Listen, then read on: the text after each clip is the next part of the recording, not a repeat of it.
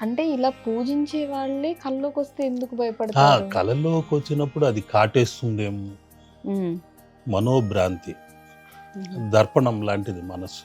నాగం ఏదో తరుముకుంటూ వచ్చి కాటేసినట్టు, ఆ విషం ఒళ్ళంతా ప్రాకినట్టు, హ్మ్. నీలి వర్ణంలో మారిపోయినట్టు, ఇలా రకరకాల భయభ్రాంతులై ఈ తరుముకుంటూ వస్తే ఏ కొండపైకో అక్కడి నుండి జారి పడిపోయినట్టు, హ్మ్.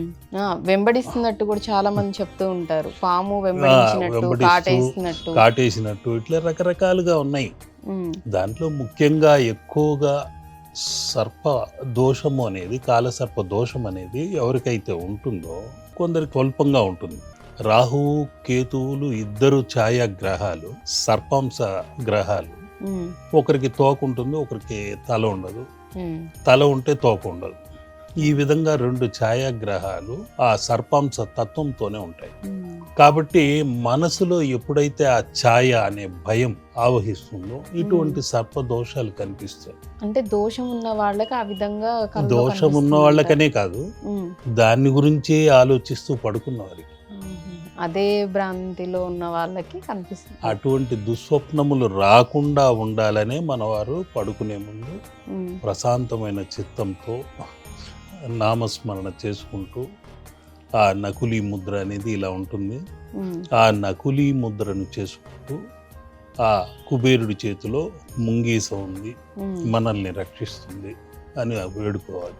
హ్మ్. అదేవిధంగా కుమారస్వామి దగ్గర, కౌమారి దగ్గర మయూరం ఉంటుంది. హ్మ్. ఆ మయూరము మనల్ని రక్షిస్తుంది. ఓం సాం శరవణ భవాయ నమః అనుకుంటూ ప్రార్థన చేసుకోవాలి. హ్మ్. ఇవన్నీ ప్రార్థనలు చేసుకునే సమయం మన వాళ్ళకి లేదు. 12 గంటల వరకైనా టీవీ చూస్తూ టైం కాలాన్ని వృధా చేస్తుంటారు కానీ, లేకుంటే సెల్ ఫోన్లో ఏదో చాటింగ్లో చీటింగ్లో ఏవో చూసుకుంటూ ఉంటారు కానీ, ఈ నామస్మరణ 10 నిమిషాలు చేయండి అంటే చేయలేరు.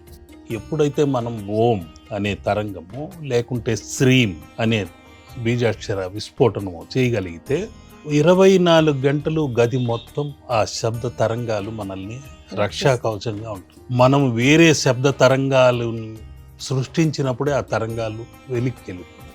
హ్మ్. అటువంటివి అద్భుతమైన మంత్ర విస్ఫోటన బీజాక్షరాలు మనకు అనేకం ఉన్నాయి. హుహు. దాన్ని మనం సద్వినియోగం చేసుకోవడం లేదు.